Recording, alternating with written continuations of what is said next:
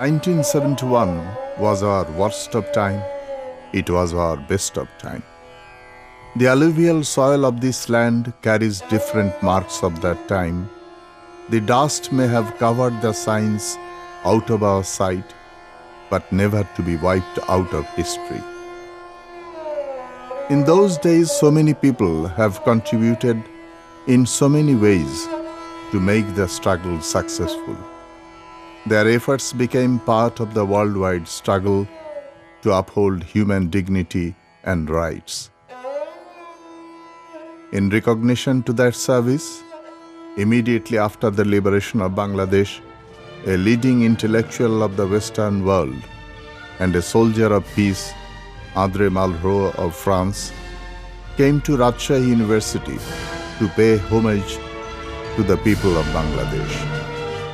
During the Spanish Civil War, he voluntarily joined the International Brigade, and in 1971, he expressed willingness to fight for the cause of Bangladesh. Another great but least known event of 1971 struggle centers around a very humble man, Muhammad Mujibur Rahman. He was born in 1928. He got his master's degree in applied mathematics from Dhaka University, standing first class first. He worked in different colleges of Bogra and Kumilla, studied briefly at Melbourne University, Australia, and joined a college in Karachi, West Pakistan. In 1967, Mujibur Rahman joined Rajshahi University, where he engrossed himself in the world of mathematics and teaching.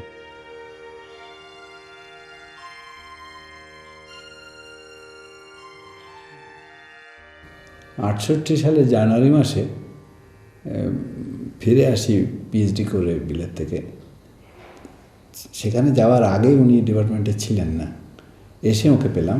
উনি তার কিছুদিন আগে যোগ দিয়েছিলেন। তো আমি দেখেছি উনি ধীর স্থির মানুষ ছিলেন, কথাবার্তা কম বলতেন।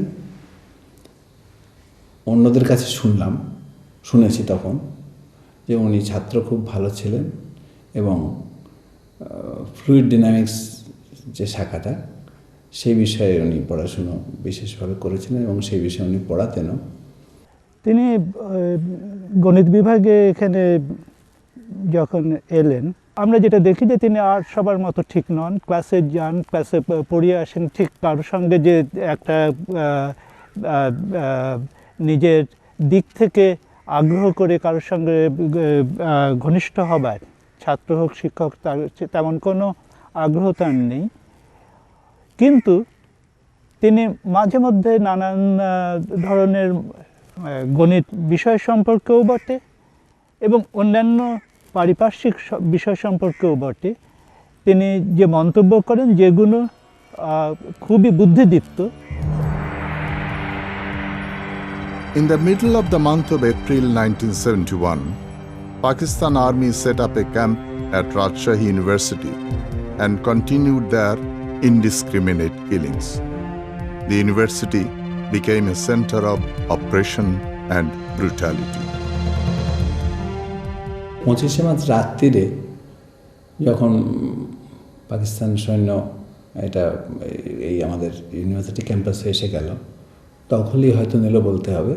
যাই হোক, তো তারপরে তো আমরা খবর পেলাম, আমাদের পাশের বাড়ি চিনেছেন কাজী হাসিবুল হোসেন, উনি আমাদের সকালবেলা উঠে খবর দিলেন যে আপনারা কখনো নিচে নামবেন না, এখানে সব সৈন্য এসে গেছে, নিচে নামলেও গুলি করছে এরকম, আপনারা সবাই আমরা উপরেই থাকি খবর না পাওয়া পর্যন্ত। শুনলাম যে কারফিউ দেওয়া আছে এবং এমন কারফিউ যে মাঠেও নামা যাবে না এরকম। উনি জুবেরি হাউসে থাকতেন, উনি আমার বাসায় চলে আসলেন, দেখতে আসলেন যে আমি কেমন আছি।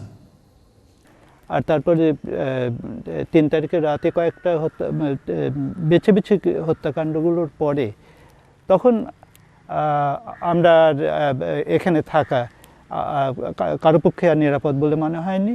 আমরা তখন 4 তারিখ আমরা সুব্রত আমরা একসঙ্গে এখান থেকে চলে যাই, শহীদুল আমাদের সঙ্গে আমরা চলে যাই। Encountered with such harsh reality, the humble professor of mathematics, Mujibur Rahman, undertook a lone and defiant position, difficult to understand by others. On 10th May 1971, in the university occupied by army, he wrote a simple but forceful letter to the authority. This is to inform the authority that I am going to leave the campus, since the university campus has, at the moment, been degraded to the state of military camp. I may come to the campus when a university regains its status of sanctity and starts functioning as a university in true sense. I hope to be kept informed about the situation here in the address noted below, where I hope to spend these days of calamity, genocide, and freedom movement. Please note, change of my name and new name should be used in future communications. At the end of the letter, he signed a new name, Devdas, a proper Bengali name with no bearing to religion, and also stated previous name Mujibur Rahman. তার নামের অর্থ বোধহয় দেবদাসী হয়, মুজিবুর রহমান, যে আমি এই নামে আমি নিজেকে পরিচিত করছি। এই কথা আমি মনে মনে অনেকেই হয়তো ভাবতে পারি, কিন্তু সেইটে লিখিতভাবে এবং অফিসিয়ালি সেটা কর্তৃপক্ষকে জানানো সেই অবস্থায় যখন দেশ অবরুদ্ধ, এবং যে কেউ মনে করতে পারে যে এটা তিনি সরাসরি তিনি একটা বড় রকমের বিপর্যয় তিনি সেটাকে আহ্বান করছেন, ওই যে এমন করে কি মরণের পানে ছুটিয়া চলিতে আছে।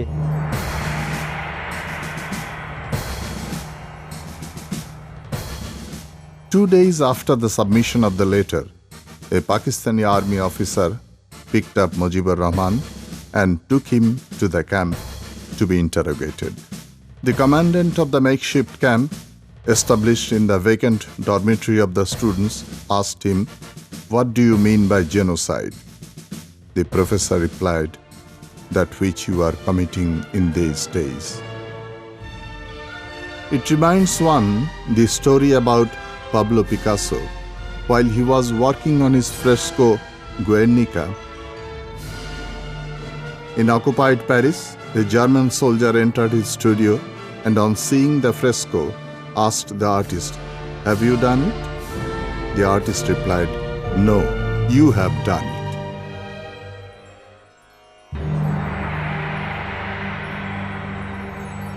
With utmost hatred, the Pakistan army tortured Mujibur Rahman cruelly.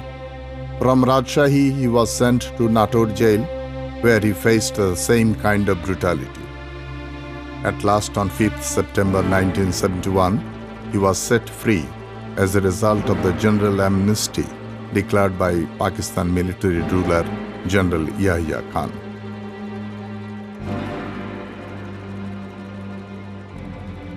As a result of general amnesty declared by the President of Pakistan on 5th September 1971, senior lecturer Mujibur Rahman is released from Nator jail detention and not subject to further investigation. Signed, Shujauddin Bhatt, Lieutenant Colonel, GS1, ML, Sector 2. Dated 5th September 1971, place Nator.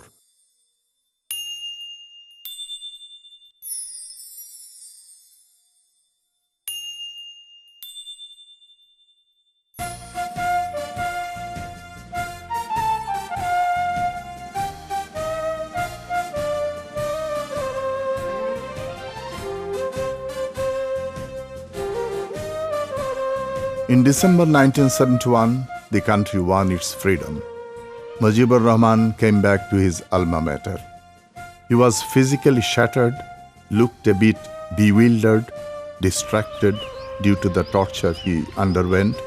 But on the issue of principles, he, as always, was agile and ready to face any eventuality all alone. He submitted his joining letter to the university, keeping up his adopted Bengali name. The university authority raised a technical question that no person in the name of Devdas was in their service. snubbed by the authority in various ways, the professor went to the court and legalized the change of name through an affidavit. But now question was raised about his mental fitness. The harassed and frustrated professor submitted a letter of resignation. In the letter written in July 1973, he asked for approval of his resignation in retrospect from August 1971. This prayer, signed in the name of Devdas, was readily granted by the authority. Dear Sir, with reference to your letter dated 4/7/73, I am directed to inform you that the resignation tendered by you has been accepted with effect from 6/8/71. Yours faithfully, signed, Registrar. Devdas was not allowed to stay any longer at the Zuberi house. After spending few years as a wanderer, he finally went back to his ancestral village home at Mahrul. Gradually, Devdas went into oblivion, out of everyone's sight. Day after day, month after month, year after year, Devdas passes away his time at Mahrul. Adjacent to the village is the historic ruins of Paharpur Buddhist monastery, seat of learning of the 10th century Bengal. Not very far is the memorial site of Pagla Dewan killing field, one of the many relics of genocide committed in the 20th century Bengal. স্মৃতি ৭১ থেকে তার সম্পর্কে পড়ে আমার কৌতূহল সৃষ্টি হয় তাকে দেখার জন্য। বিশেষ করে যখন জানলাম তার বাড়ি আমাদের এই জয়পুরহাট জেলায় মহরুল গ্রামে। একদিন বন্ধু নন্দকিশোর আগরওয়ালাকে সঙ্গে করে গেলাম এবং গিয়ে দেখেছি যে তিনি শীর্ণদেহের একজন মানুষ। তখন মনে হলো এমন একজন মানুষ কি করে এত অসম সাহসী একটি ভূমিকা পালন করতে পারেন। তিনি একাকী চলাফেরা করেন, থাকেন, কারোর সঙ্গে কথা বলতে পারেন না বা বলেন না। তার স্মৃতিটা সেভাবে কাজ করেন না বলে শুনেছি বাড়ির লোকজনের কাছে। তিনি চিরকুমার আত্মীয় সম্পর্কের এক নাতনি তার সর্বক্ষণের সঙ্গী, তার সঙ্গে টুকিটাকি দু একটা কথাবার্তা বলেন। এমনিতেই তার প্রতি আমার শ্রদ্ধা হয়েছিল তার সম্পর্কে পড়ে, কিন্তু তাকে দেখে, তার বর্তমান অবস্থা দেখে আমার শ্রদ্ধা অনেক বেড়ে গেল।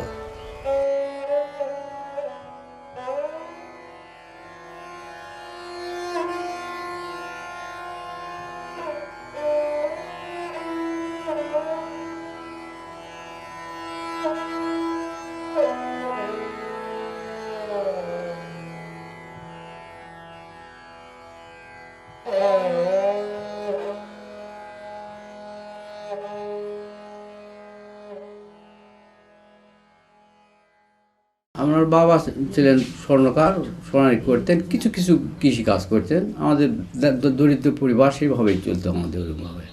এবং আমার ভাই বড় সবার লেখাপড়া করতেন। আমরা যখন ছোটো লেখাপড়া করতেন খুব কষ্টের মধ্যে লেখাপড়া করতেন। উনি খঞ্জরপুর স্কুলে আমরা ছোটো থাকতে পাস করতে দেখছি 46 সালে, 1946 সালে পাস করেছেন খঞ্জরপুর স্কুল থেকে, ফার্স্ট ডিভিশন পাস করেছেন। তারপর বগুড়া আইজুল হক কলেজে ভর্তি হলে সেখান থেকে ইন্টারমিডিয়েটের সেকেন্ড স্ট্যান্ড করেছেন। তারপর ওখান থেকে বিএ পাস করলেন। তখন পাসের তো ডিগ্রি দেওয়া হতো না, সব পাস থাকতো। কলকাতা ইউনিভার্সিটি অধীন ওটা ছিল, পাস সবার। তারপরে ঢাকাতে ভর্তি হলেন। আসেন নিয়মতান্ত্রিকভাবে ওই ডুব গোসলও ঠিক মতো করেন, নিজের কাপড় চোপড় নিজেই কাছেন, ওই সেই আমল থেকে নিয়ম। আমাদের পরিবারের একটা নিয়ম কি, আমার মা বৃদ্ধ মা, বাবা ওই ক্লাস 3 থেকে আমরা যার যার কাপড় চোপড় কাছে গুছে নেই। এটা আমাদের স্বাবলম্বী হওয়ার নিয়ম। আমি এখন কাজ করে নিই, ওই কাপড় চোপড় কাজ দিচ্ছি, দেখলে পারিচ্ছে না ভারী, হয়তো দিচ্ছে, কাছে দিচ্ছি। এই ভোরে উঠে 8টার দিকে উঠে রিয়াকে বাজার আছে কাছে, হয়তো একটা ডিম একটা পোড়াটা খায় আসলো, চা খায় আসলো, আসে 10টার দিকে ভাত খাবে, কিছুক্ষণ ঘুম নিয়ে তারপর ঠিক 12টা বাজলেই গোল করবে। ওই নিয়মটা আছে, যেখানে যাক সন্ধ্যা লাগার সঙ্গে আসবে এবং দুপুর সঙ্গে সঙ্গে গোল করবে, এই নিয়মটা আছে। তারপর খাওয়া দাওয়া যার ফলে খালো, আর বৈকালের দিকে একটু ঘুরে নিবে ছুটি, সন্ধ্যা লাগা আগে আবার বাড়িতে আসে। দুর্বল হয়ে যাচ্ছে, খেতে পারছে কম, বুঝতে পারছি, দুধ দিই, একটু দুধ বেশি করে খান, আধ পোয়া খান করে দুধ খায়, দুবার খান, আগাবেলা একবার খান, বিকালে একবার খান, 1 পোয়া করে দুধ খান, কথা হয় না। এমনি কাতে সারাদিনে ওই যা ইচ্ছা মনে হয় তাই বলে, আর কিছু খায় ওই কুকুরে কিছু ভাত দিয়ে দিয়েছে, হয়তো খেতে হয়তো দিয়ে দিচ্ছে। আমাদের সংসারের উপর কিছুটা তিক্ততা ভাব মনে হয়, যেটা বিষ দিচ্ছে না কি দিচ্ছে, আমাকে মারি ফেলে না কি করে, এরকম একটা তিক্ততা ভাব তার মধ্যে এখন আসবে। সেটা প্রায় বছর 3 আগে থেকে ভয় করে। আবার আত্মীয় স্বজন জামাই আসলে হয়তো খাচ্ছে, জামাইয়ের সঙ্গে খাচ্ছে, আবার অন্য আত্মীয় স্বজন আসলে 2-4টা কথা জিজ্ঞাসা করছে, কিন্তু ওই সেই সুশৃঙ্খল কথা জিজ্ঞাসা করে না, বিভিন্ন বিশৃঙ্খল, কে এখানে মারা গেল, কেন মারা গেল, আরও মারা যাওয়ার সম্ভাবনা আছে, এই জিনিসটা ব্রেনে সবসময় অ্যাড করে।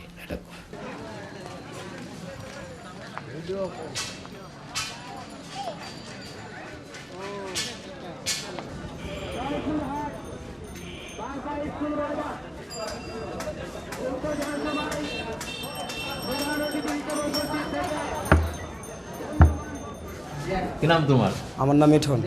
তোমার এখানে বুড়ো দাদু আসেন? হ্যাঁ, এখানে আসেন। কখন আসেন? সকালে। প্রত্যেকদিন আসেন? হ্যাঁ, প্রতিদিন আসেন। কি করেন এসে? এখানে এসে নাস্তা করে আর কি। কি নাস্তা করেন? সকালে 1টা করে ডিম, 2টা করে মিষ্টি। আর কতক্ষণ বসেন উনি? এই মিনিট 10 মিনিট। তারপরে তোমার সঙ্গে কোনো কথা হয়? না, কোনো কথা বলে না। খাওয়া দাওয়া শেষ করবে, খাওয়া শেষ করে বিল দিয়ে চলে যাবে।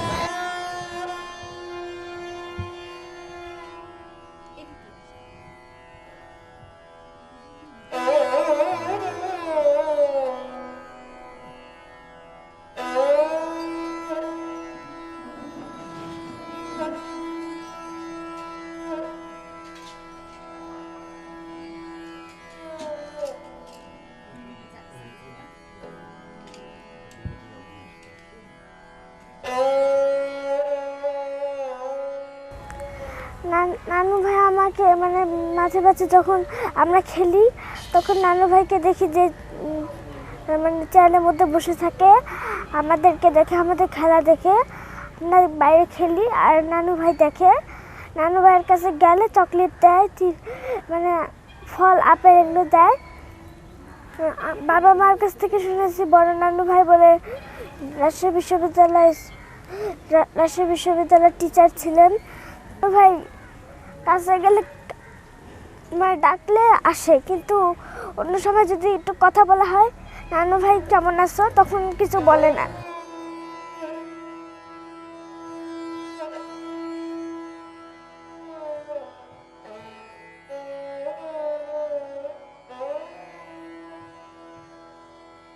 তো আমাদের 3 ভাই বোনের মধ্যে আমার ছোট ভাইয়ের সাথে তার মানে আলাপচারিতা বা আচরণ বন্ধুসুলভ ছিল। তা আমরা কথা বললে হয়তো অনেক সময় উত্তর দিতেন না এরকম। তো ছোটোবেলায় কোনো অঙ্ক না পারলে বা ইংরেজি কিছু না বুঝলে যদি বড় চাচাকে জিজ্ঞাসা করতাম, কোনো উত্তর দিতেন না আমাদের। তো আমার ছোটো ভাই যদি বলতো তো তার সাথে অনেক সময় শেয়ার করতেন, দেখতাম। তো যদি অঙ্কটা বই আর খাতাটা যদি দেখে আসতাম, একসময় যেয়ে দেখতাম অঙ্কটা করে রেখেছেন, কিন্তু সেই সময় আমাদের সাথে কোনো কথা বলতেন না এরকম। তো আমি বেশিরভাগ সময় ছোটোবেলা আমার দাদিমার কাছে থাকতাম, তো দেখতাম দাদিমা মাঝে মাঝে রাতে খুব কাঁদছেন বা নামাজে কাঁদছেন বা ওই তাহাজ্জুদের নামাজ পড়ে তখন খুব কাঁদছেন। জিজ্ঞাসা করতাম,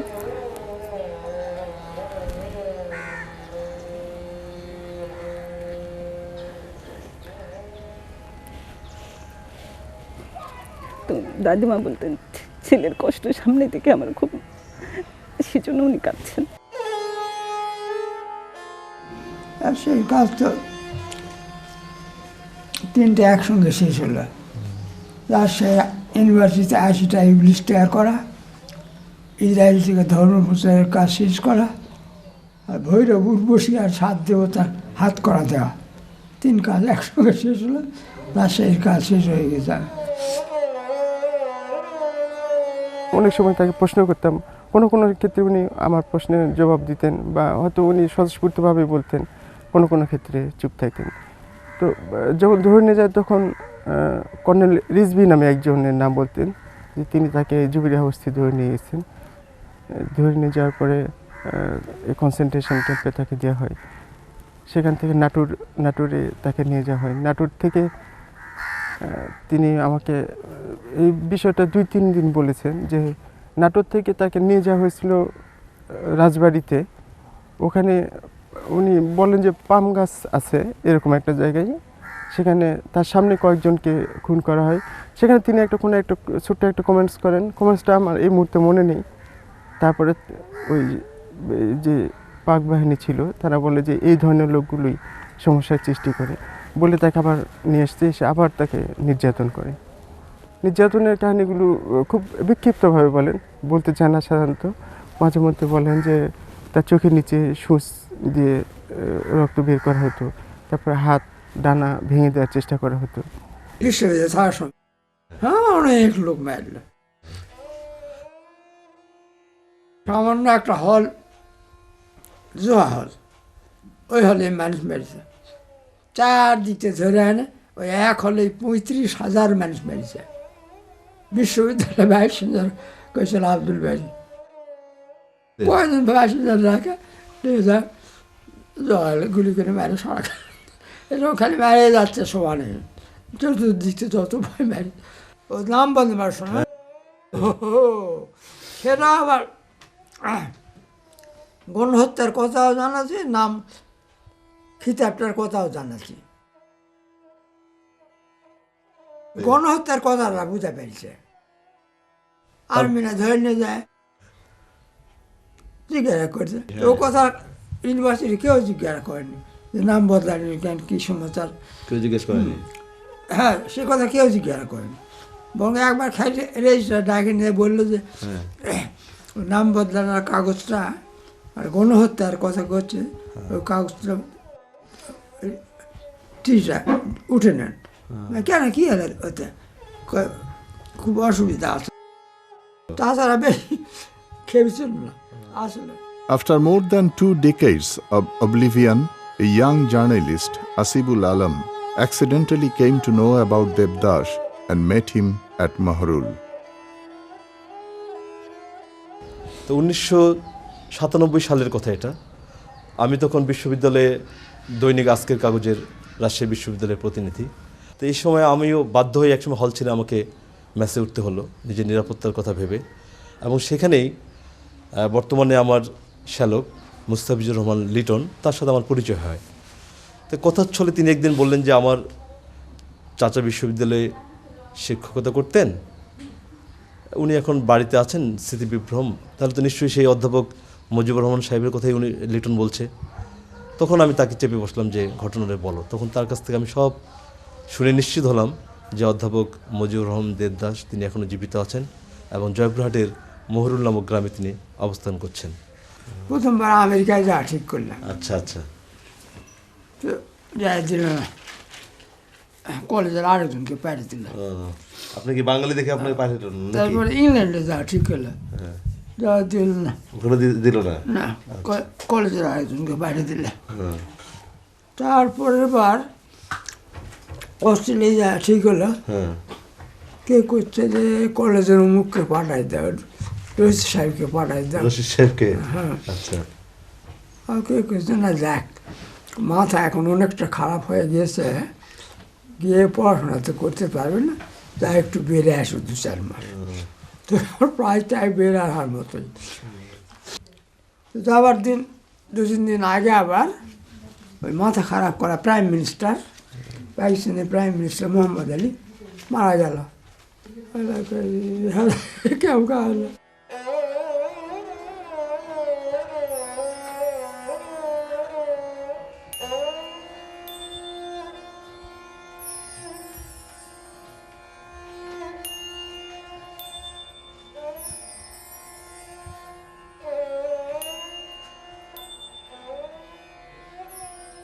তবে 1998 সালের জুলাইয়ের শেষের দিকে আবার বিশ্ববিদ্যালয় কর্তৃপক্ষের উদ্যোগে অধ্যাপক মুজিবুর রহমান সাহেবকে রাজশাহী ইউনিভার্সিটিতে নিয়ে যাওয়া হয় এবং 2রা আগস্ট রাজশাহী বিশ্ববিদ্যালয়ে কাজী নজরুল ইসলাম মিলনায়তনে বিশ্ববিদ্যালয় কর্তৃপক্ষ একটি তাকে সম্বর্ধনা দেওয়ার জন্য অনুষ্ঠানের আয়োজন করেন এবং সে সময় তিনি জুবিলী ভবনে কয়েকদিন ছিলেন। তখন আমি খুব কাছ থেকে লক্ষ্য করেছিলাম যে ওই জুবিলি ভবনে থাকার সময়ে তিনি কিছুটা বেশ সুস্থ মনে হয়েছিল, মানে বিশ্ববিদ্যালয়ের আবহাওয়া এবং বিশ্ববিদ্যালয়ের পরিবেশ, ছাত্রছাত্রীদের পদচারণা তাকে কিছুটা স্বস্তি এনে দিয়েছিল। এবং আমার বেশ মনে আছে যেদিন তাকে মানে আমরা এই বিশ্ববিদ্যালয় থেকে জয়পুরহাটে ফিরিয়ে আনবো, মনসুর আহমেদ খান উনি এখন জীবিত নেই, উনি আর আমি বেশ কষ্ট করে তাকে মাইক্রোবাসে উঠাতে হয়েছে।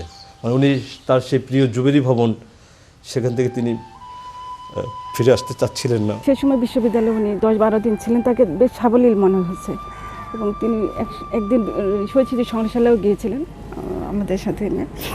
তো সেখানে তিনি প্রত্যেকটা গ্যালারি ঘুরে ঘুরে ঘুরে ঘুরে এবং অনেক সময় নিয়ে অনেক প্রত্যেকটা ক্যাপশন দেখে দেখে এরকম পড়ে এসে একসময় উনি মন্তব্য খাতে একটা মন্তব্য লেখেন। Visited the museum on 10th August 1998. I hope history will be able to overcome the distortion of facts depicted through pictures here.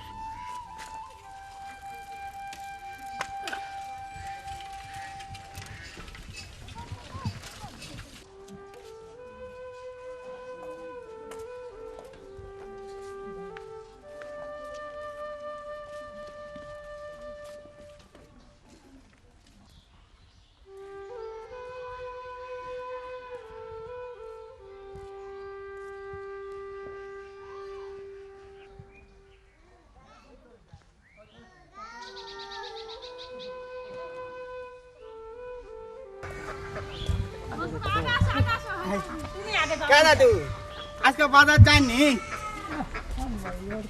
হ্যাঁ, ও ঠান্ডা খুবই আজকে। কুড়ি যাচ্ছে না, বাজার যাবেন? আজকে খবর পড়ছে দাদু? আজকে খবর পড়েনি আজকে। আজকে যে ইয়াকের খবরটা হলো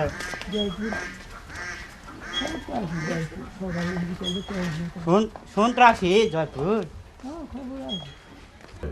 আমি বলবো উনি ভয়ানক একজন দুর্বোধ্য লোক, একটা অসাধারণ একজন মানুষ।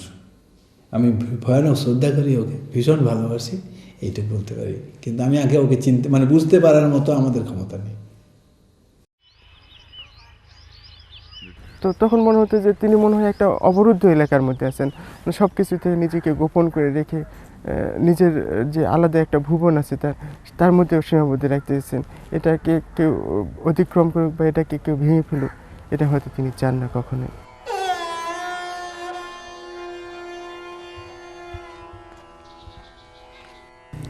আমাদের খুব কষ্ট লাগে আসলে। আমাদের এখন আর কিছু চাওয়ার নেই। আমার তার অবদান যদি রাষ্ট্রীয়ভাবে একটু সম্মান করা হয়,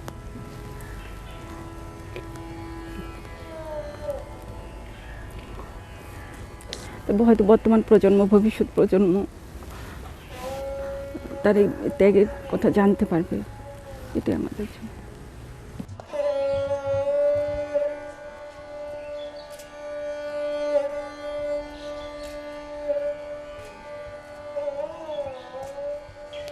অধ্যাপক মুজিবুর রহমান দেবদাস তিনি হয়তো বিশ্ববিদ্যালয় থেকে সেরকমভাবে কিছু পাননি, রাষ্ট্রীয়ভাবে কিছু পাননি, কিন্তু আমাদের দেশের জন্য, আমাদের এই নতুন প্রজন্মের জন্য তার সে চিঠি, তার প্রতিবাদ, তার কারণে আজকে স্বাধীন বাংলাদেশে আমরা আজকে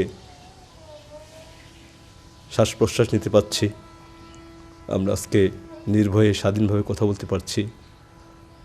তার এই অবদান নিশ্চয়ই দেশ ও জাতি স্মরণ করবে।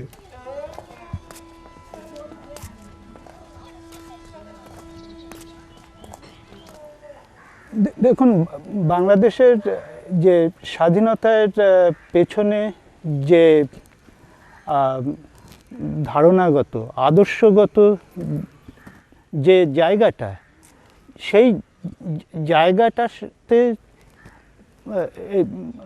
মুজিবুর রহমান বা তিনি নিজেকে যে নামে পরিচিত করতে চান, দেবদাস, যেভাবেই আমরা তাকে বলি না কেন, তার সঙ্গে এটা একাত্ম বলে আমার মনে হয়। সাম্প্রদায়িক ধর্মভিত্তিক কোনো পরিচয়ে তিনি নিজেকে আবদ্ধ রাখতে চাননি। সুতরাং তাকে আমি মনে করি বাংলাদেশের যে ধারণা, সেই ধারণারই একেবারে মূর্তিরূপ হিসেবে তাকে আমি দেখি। অথচ এই ধরনের মানুষকে আমরা আদর্শায়িত যেভাবে করি, বাস্তবে সেই সব মানুষের সামনে কিন্তু আমরা বিব্রত বোধ করি। সমাজ হিসেবে আমরা কিন্তু এইসব মানুষের সামনে বিব্রত বোধ করি, কারণ আমাদের অনেক রকমের সমঝোতা করে, অনেক রকমের যে যে চিন্তা ভাবনায় যে টানাপোড়েন, নানা ধরনের নিষেধ, এইগুলোর সঙ্গে নিজেকে সমন্বিত করে আমরা বাঁচি। যখন একজন শুদ্ধ, একদম পরিশুদ্ধ একজন মানুষ বাংলাদেশের আদর্শটাকে নিজের ভেতরে ধরে আমার সামনে সেইভাবে আসছেন, তখন তাকে আমরা এইখানে তো আমার ক্ষোভের ভিতরে তাকে তো ফেলতে পারি না, এবং তার ফলে তিনি একজন আউটসাইডার হয়ে যান। সুব্রতরা কলকাতা চলে গেল, আর্মিরা মানুষ মারা শুরু করার আগে তারা করছিল, চলো আমার সঙ্গে কলকাতা চলো। কলকাতা গেলে এখনকার কয়েক মাস যুদ্ধের সময় হয়তো ভালোই থাকবে, কিন্তু সারা জীবন আর এই দেশে আর পারবে না। সারা জীবনে কোনো দিন আর এই দেশে আসতে পারছেন না।